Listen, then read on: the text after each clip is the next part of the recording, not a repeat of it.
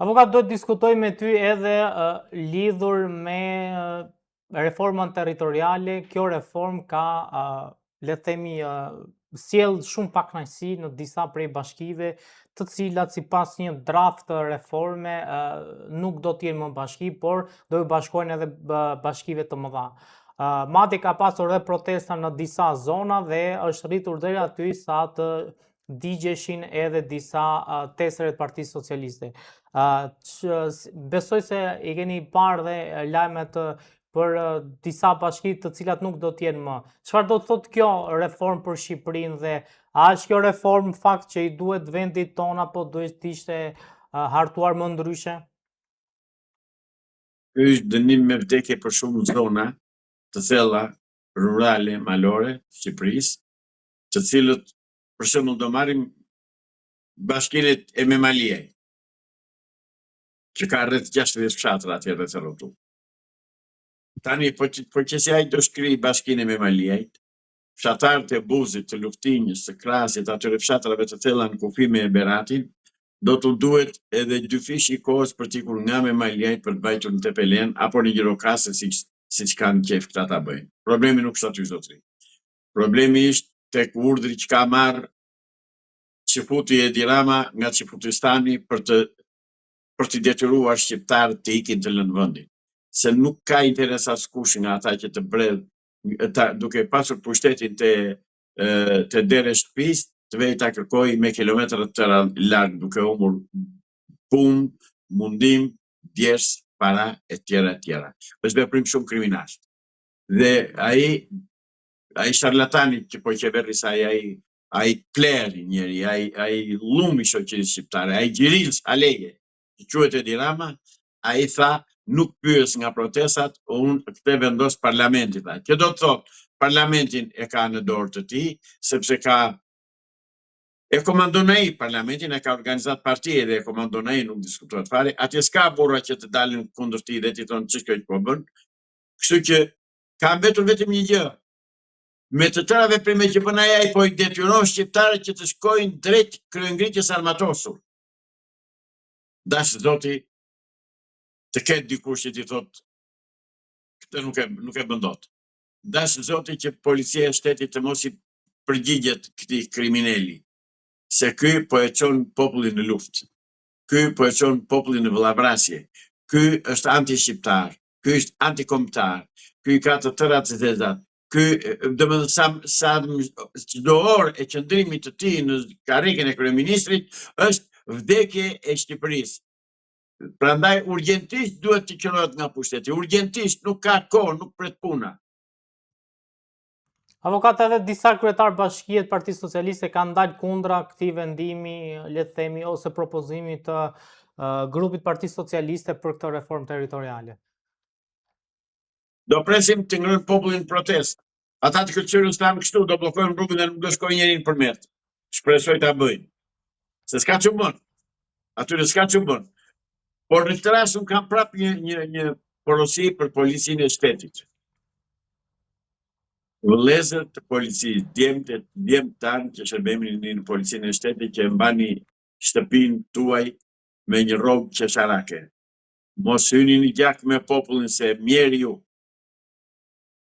Nëse shikoni që u jepet një urdhër i tillë për të dalë, për të goditur, për të qelluar mbi qytetarët, lini kapelat në vend, mbushini me dini vetë me çfarë do t'i mbushni, duke u që simbolet i mbushini me fekale dhe dërgojani kryeministrit në zyrë, por mbasi duke i hequr simbolet. Nuk e di s'marrëveshje ka Edi Rama me atë presidentin e Francës. Por që është arrestuar atje, do të thotë që ata kanë zbatuar një kërkesë, një urdhër të Interpolit shqiptar për ta arrestuar. Nëse do ta ekstradojnë në Shqipëri apo jo, kjo varet nga marrëveshja që do bëjë Rama me Macronin, për arsye sepse ai di shumë gjëra. Dhe ai është një bombë me sahat për qeverinë shqiptare dhe për politikën shqiptare. Ai është personi që shënoi me zero videon e Dritan Priftit me Ilir Metën, se këta janë të paskrupull, këta por këta kur kanë pushtetin këta e bëjnë të tëra se të kërkon njeri llogari, sepse dojmë atje ku kemi thënë gjithmonë, këtu gjithçka është tek drejtësia. Nuk funksionon drejtësia. Drejtësia është drejtësi partjake, është në kontrollin e partisë, është në urdhrat e partisë, nuk bëndot asnjë gjë pa urdhrin e partisë dhe gjykatat janë kthyer në organizata bazë partie siç kanë qenë në kohët e Enverit. Eksaktësisht pa hequr një presje. Se po të ishte drejtësi dhe po të kishte prokuror me të vërtet që t'jenë roje të interesave të shtetit, i pari që duhej arrestuar është Edi Rama për gjithë këto afera që kanë dalë dhe nuk jep askush llogari. Tallet Sali Berisha me atë aferën e klubit Partizani, sepse ai pas ka qenë krimi më i madh Sali Berisha, dhe nuk thonë që Sali Berisha shkatërroi të gjithë bazat ekonomike industriale të Shqipërisë. E shkatërroi çoi për skrap. Domethënë krim të tillë nuk mund t'i bëhet asnjë shteti, vetëm lufta ta bën një krim të tillë. Pushtuesi. Por ne pushtuesët jo vetëm që s'ta bën gjë të tillë, por edhe na ndërtuan në qendrën e Tiranës italianët. Kështu që vemi nga vemi do vemi te drejtësia. Drejtësia zotërisht, drejtësia partie. Merr vendime vetëm në bazë të urdhrave që vijnë nga Komiteti Qendror i Partisë Punës Socialiste e Rilindësisë së Shqipërisë. Avokat, në fakt nga hetimet e deritanishme është zbuluar dhe një kështjell e blerë në Francë nga Ermal Beqiri për rreth mbi 2 milion euro. Ta them unë, nuk e ka bler për vete Ermal Beqiri. Ai e ka bler atë për Edi Ramën. Ose për Sali Berisha, njëri nga këta dy. Se lën ata të hajë ato miliona që ka marrë ai edhe të dalë pa lagur, harroje. Ai që t'i jep parat dhe t'i kërkon. Dhe o do t'i prish atje ku thot ai dhe do bles ato që thot ai për llogarit atij ose ndryshe e ketë humbur jetën. Por një pikë pyetje kam unë që se kam mësuar dot deri tani. Ku ishte ky central bërthamor që e pas ka filmuar edhe pas ka flituar mbi të ky Ermal Beqiri famshëm? Në Francë është, mbi Francë, ai në një zonë të Francës, ai po pilotonte mbi një central bërthamor dhe prandaj ai u shoqërua nga avionët ushtarak francez. Kështu se këtë nuk e kam thënë. Pra, ai ishte Picasso që po fluturon mbi një central bërthamor dhe ata kanë shoqëruar e kanë ulur. Po, e kanë ullur forcat ushtarake franceze, po, prandaj është arrestuar. Dhe më pas ka rezultuar se është shpallur në kërkim. Pra, fillimisht ai është arrestuar se shkeli ligjet franceze. Po. Kjo ka rëndësi të madhe, pra nuk është arrestuar se e kërkuan këta tanët. Jo, ideja është, ai është arrestuar sepse përmes një avioni ka pilotuar sipër një centrali bërthamor dhe normalisht ushtria franceze është vënë në alarm, ku përmes disa avionëve ushtarake kanë shoqëruar dhe e kanë ulur, e kanë detyruar që të ulet dhe më pas të vihet në arrestim. Më pas i është komunikuar edhe vendimi i gjykatës së posaçme të Shqipërisë për masën e arrestit me burg lidhur me dosjet e Akshit. Pra, mbasi arrestuan ata, jo se u kujtuan këta tanët dhe e kërkuan dhe u adhan ata u arrestuan, që ndajmë gjëra. Por këta tanët ai do vazhdonte të ishte i lirë në qoftë se nuk do kishte shkelur mbi atë hapësirën e centralit bërthamor francez. Pra, nuk është merit e Interpolit shqiptar, as e gjykatës shqiptare. Si është atë budallo kujti ose ndonjë urdhër që nuk din nga kush e ka marrë, se spionët punojnë për shumë qendra spionazhi, e zbritin, e arrestuan dhe kaq. Megjithatë, Ermal Beqiri nuk do vijë në Shqipëri, nuk do ta sjellin në Shqipëri, po ju them unë. Nuk do ta sjellin sepse nuk do këmbgul drejtësia shqiptare, nuk do këmbgul shteti shqiptar, sepse nuk i duhet këtu Ermal Beqiri Edi Rama, se po të bëj këtu ka probleme të mëdha me të, ai edhe Salihu edhe të tërë këta, sepse ai ka pasur çelësin e shtetit në dorë. Avokat, një debat mjaft i ashpër ka shpërthyer në Shqipëri pas propozimit ose më saktë vendimit për hapjen e një konsullate serbe në Shkodër. Madje, jo më larg se sot ministri i jon i jashtëm është shprehur se nuk ka asgjë të keqe që të ketë një konsullatë serbe në Shkodër. Ministri jonë i jashtëm, spiun i Beogradit, spiun i shumë spionazheve, një tradhtar kombëtar i cili ka aquar tani është dakord që marrëveshja e detit të shkojë në Hag, i cili në 2009 ishte dakord që Greku të mirte 40 km katrore hapësirë detare në detin jon, ai është për në Burgos zotëri, s'është për të drejtuar ministrin e jashtme, por Shqipëria këtu është ka ta ndisur. A duhet lejuar avokat që të ketë një konsullat serbe në Shkodër? Unë ka përse çap popullsi e ka, njerë nuk kemi kufi toksor me Serbi. E para e dyta, ç'pun ka Serbia që do hap konsullat? Po që se do kërkonte konsullat, do ta kërkonte Malizi. Po atje 60 Serb janë në Shkodër. Për 60 veta, jo më jo, nuk është konsullata jo. Ata do hapi një zyrë informacioni, një zyrë të shërbimit sekret sërb atje, nuk e kanë për konsullat. Dhe justifikimi që bën ky, ore ky në ka të torturuar në të tëra fusha, ore qa bëjnë këta shqiptarë më, janë vete apo se janë një?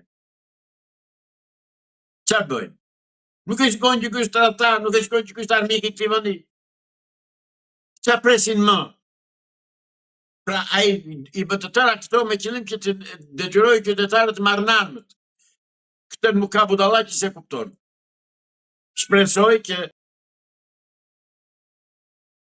Amerikanët, Amerika, Turqia, Italia, Gjermania, Austria, që së resin më dhe të thonë stop, se deri këtu të duruam tani, qëro. Se ndryshe, shqiptarët do marrën armët, ta dini. Nuk janë kaq të pasib dhe kaq të pandirë shqiptarë sa të bëj të shes gjithë shka i dhe shqiptarë të rindi bëjnë se i. Jo. Dhe fakti që janë ngritur bashkit kundër kësaj politike antikombëtare që po bën kyja, tregon që ky i ka kaluar të kufit e të tradhtisë dhe të poshtërisë dhe të krimit. Ndaj kërkoj nga ambasada amerikane dhe nga shteti amerikan, nga Gjermania dhe nga shteti gjerman, ambasada gjermane, nga ambasada austriake, nga ambasada turke, nga ambasada italiane, se s'kemi të bëjmë, do të drejtojmë tërë atyre që kemi miq tani, që mendojmë se i kemi miq, që të ndihkojnë dhe të qërohet ky nga pushteti, se ky po e çon vendin në vllavrasje, në luftë civile. Zoti Islami, po sa i përket çështjes së detit, çfarë pritet të ndodh në Hag dhe a ka shanse që Shqipëria ta fitojë, le të themi, absolutisht asnjë shans. Asnjë shans. Pikërisht për atë kërkoj Greku që të bëjnë në Hag, sepse në Hag janë çifutët e Hagës që vendosin të ashtu quajtur në drejtësi, se s'ka drejtësi atje ka vetëm krime, dhe të marrë Greku atë pjesë që kërkon që ka naft në fundin e detit, të cilën për herë të parë, ju e dini shumë mirë, e kam denoncuar në 2009 në 27 tetor nga gazetën Sot. Për herë të parë Shqipëria trajtova unë problemin e naftës në fundin e detit, as kush tjetër. Edhe pse e dini. Pra është tradhti i radhës. Ndaj them që sot lexova dhe atë shkrimi që kishte bërë ky në admirali si e ka ky denonconte sot marrëveshjen atë vajtjen në Hag, është absolutisht është antikombëtare të shkosh në Hag për një gjë që janë marrë mendimet edhe kufit janë vendosur me kohë. Shiko zotëri, neve po na shkelin në të tëra drejtimet. Greqia Artur Meçollari besoj. Meçollari, bravo. Artur Meçollari. Lexoj atë se është aktakuz direkte për kryeministri. Ne Greqia nuk na njeh kufirin toksor. Ne Greqia na mban në gjendje lufte me ligjin e luftës të Betaksajt të 1940-s, u bën 2. Greqia nuk ka nënshkruar asnjë marrëveshje për territorin dhe për kufijtë e Shqipërisë, u bën 3. Dhe ti kërkon tani të vesh të caktosh kufirin detar pa përcaktuar akoma kufirin toksor. Çfarë bëhet kështu more? O shqiptar, grehuni se s'kam çfarë të them më tepër. Grehuni ta përmbysim, u them, grehuni. Avokat, ju kur thoni, ju bëni thirrje shqiptarëve për t'u ngritur për ta përmbysur. Po në fakt, për të folur dhe pak për protestën, kemi parë që protesta po ka gjithnjë më pak njerëz, ndoshta për shkak të verës, ndoshta në shtator do ketë më shumë njerëz. Jo, ta them unë. Protesta ka kaluar siç u nis dhe siç e trajtuan dhe siç e drejtojnë grupi i spionëve të mikrofonit. Protesta ka kaluar në dorë të Salihut dhe të Edi Ramës, ka mbaruar ajo punë. Unë prandaj nuk vete më, se s'kam çfarë të bëj. E pas atë gjithçka ka mbaruar, kështu që kot që të shkoj. Pse avokat ka mbaruar? Ata kanë më shumë se 60 ditë që po protestojnë. Nuk është protesta ajo. Po dalësh ti çdo ditë në shesh protestash? Përse dhe? Çka kërkon? Dorëshin e Zotit Rama. E kanë thonë ata çfarë duan të. Ai ka thënë shqip që nuk ja dorëqin. Këta çfarë do bëjnë tani? Dakor. Ai ka thënë troç, nuk ja dorëqin. Dhe nuk ja dorëqin bëjnë masive, mund të ketë më shumë njerëz. Po ja dorë më shumë, pastaj ja dorë, pastaj çfarë? Mund të shkojë mosbindje civile, nuk i dim ne, nuk e di unë se çfarë mund bëjnë protestuesit. Po them që duhet pasur dhe pak respekt për ata që kanë 60 ditë që protestojnë, mendoj unë, Të lutem, ata s'din që fare se ç'po bëhet në Prapasken. E unë e di mirë se ç'bëhet në Prapasken me partiçka dhe me udhëheqjet e atyre partiçkave, me kryetarët e atyre partiçkave që vjen gjithmonë kollonë 5 atje në protestë. Janë ata që e drejtojnë protestën, ande nga duan ata. Zotri, po të ketë protestë. Kush janë ata, avokat? Kush janë ata? Mos më kërko mua. I dim të tërë se kush janë. Nuk kam ndërmend të hap luftë me rrugëçet që janë bërë kryetar partie. Ditë të them këtë që protesta është në dorë të Edi Ramës dhe Sali Berishës dhe të lakejve të tyre. Këtë di unë të them. Po që se do ishte protestë me të vërtetë si duhet të jetë një protestë dhe që të kishte kërkesat që ka çdo protestë, atëherë duhet të kalonte me njerë në mosbindje civile, gjë që se bëjnë se nuk ma se ka tjetër kush që i komandon dhe i frenon. Dhe i nxjerrin njëri atje për të thënë ja, ne protestojmë. Ja protestove pastaj çfarë? Çfarë? Se deri tani asnjë rezultat s'ka ajo protestë. Deri tani është zero. Se s'ka rezultat, avokat. Ka sa dush rezultate. Për herë të parë në Shqipëri, avokat, për herë të parë në Shqipëri, u pa që mund protestohet edhe pa pasur mbështetje partive politike, të mëdha. Jo, rezultati, jo, të lutem. Rezultati ishte që doli Ilir Beqja në Burgu. Ky është rezultati i protestës. Po nuk doli se protestuan ata, avokat. Unë të thash se zonë ata, tani ti e kupton ironinë. Rezultati ishte që, për mendimin tim, ka pasur, edhe si kur të mbyllet tani protesta, ka pasur sa të duash sukses, pavarësisht se ata sukses e quajnë edhe dorëheqjen e Ramës. Por për vetë faktin që kanë 60 ditë që protestojnë çdo ditë, kanë që për herë të parë u mblodhën njerëz pa pasur prapavi, le të themi, ose mbështetje, ose të sjellë me autobus në Tiranë. Për herë të parë dolën qytetarë me fëmijë, gra dhe qëndruan aty. Pra ka qenë një protestë mjaft e bukur, ne s'mund të themi tani që protesta s'ka arritur asgjë. Shumë e bukur. Rama jepe dorëheqjen. Ka që bukur që. Lena të lutem mos më thyej. Avokat, ka protesta që vrasin më shumë me këtë që sa po kënduat ju, se sa me gur edhe me flagadan dhe me fishek zjarre. O zotri, të lutem, se nuk lënë të më kaloj ujtë në rrogos. Rezultati ishtë zero, po të them, dhe njërë tjetër. Asnjë rezultat politik s'ka. Asnjë ndryshim politik, asnjë ndalim të grabitjes e të vjedhjes së pronave, asnjë rezultat në drejtim të kthimit të pronave të qytetarëve të pronarët e ligjshëm. Asnjë Ligji rezultat investitori në strategjik hapjen e- s'është më. Të lutem, s'ka mbaruar. Asnjë rezultat në hapjen e zyrave të shtetit në pritjen dhe përcjelljen e qytetarëve dhe sqarimin e problemeve që kanë. Asnjë rezultat zotëri nuk ka deri tani. I vetmi rezultat ishte që Edi Rama tallët me shqiptarët dhe e nxori Ilir Beqan në Burgu me atë organizatën bazë partisë që ka në drejtësi dhe tallët me shqiptarët. Tani pse doli Ilir Beqan në Burgu? Doli sepse kishte kaluar afatet e gjykimit. Kush e ka dorë ta gjykojë zotëri? Ai ka dorë drejtësia. Drejtësia e ka.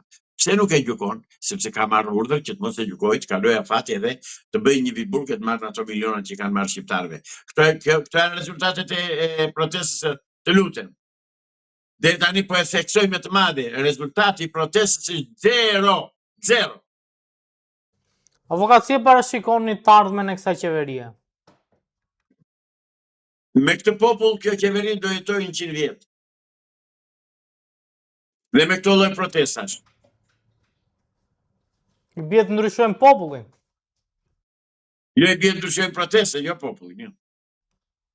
Po si ta bëjmë protestën? Çfarë do të ketë ndryshe protesta? Është revolucion si që kërkon protesta për ditë dhe se avar njëri. Ata thonë revolucion, por se bëjnë revolucionin. E thonë me llafe. Por do të si përmbyshen diktaturat, do më thoni ju se nuk di në një mënyrë tjetër. Mësuaj që si përmbyshen një diktaturë. Vučić për shembull po ikën. Ku po vete? Pse ke njeni veten? Ai ka thonë ashtu, unë po të them çfarë ka thonë ai. Ka thënë që brenda disa javësh do jap dorëshën dhe vendin të çojnë zgjedhje. Po s'është i ke diktaturë dhe nuk duhet se që bënë Vučić, se Vučić ka Rusin nga mbrapa, ka një mbështetje të fuqishme politike dhe ushtarake. Edhe shqiptarët po që kanë Amerikën nga mbrapa. I kemi Amerikanët nga mbrapa ne apo si kemi? Absolutisht jo, ku i ke, ku janë? Ku janë? Avokat, ne sa po miratuam një marrëveshje me mbi 300 milion euro për të marrë armatime nga SBA. Dhe kjo një lloj mbështetje është. Mirë, kënaquni ju se kënaqeni ju brezgjeri me këto, prandaj jemi këtu në këtë gjendje. E di se ajo është një tërrime që ta japin, që në fakt ato janë lekët tona, nuk janë të Amerikës, se ta jep me kredi dhe që do ta shlyejë atë kredi dhe me interesat e saj. Pra ne marrë pasqypit me ato ta shikojë të kredi. Jo zotëri, jo. Jo zotëri, jo, nuk është ashtu ndihma. Nuk është ashtu ndihma. Çfarë do ishte për ty një ndihmë nga amerikanët? Të ndërpres marrëdhëniet me njëherë me Edi Ramën dhe me qeverinë e Edi Ramës. Me njëherë, që nesër. Ne duan Shqipërinë. Po jo, dhe Amerika na ka shitur të qifutët. Sepse zlobi qifut që komandon Trumpin që bënde luftën me Iranin. Kjo është situata. Ku që vjen tharë dhe të pëjuthull. Ne, Amerika tani na ka lënë në dorë të Qifutistanit.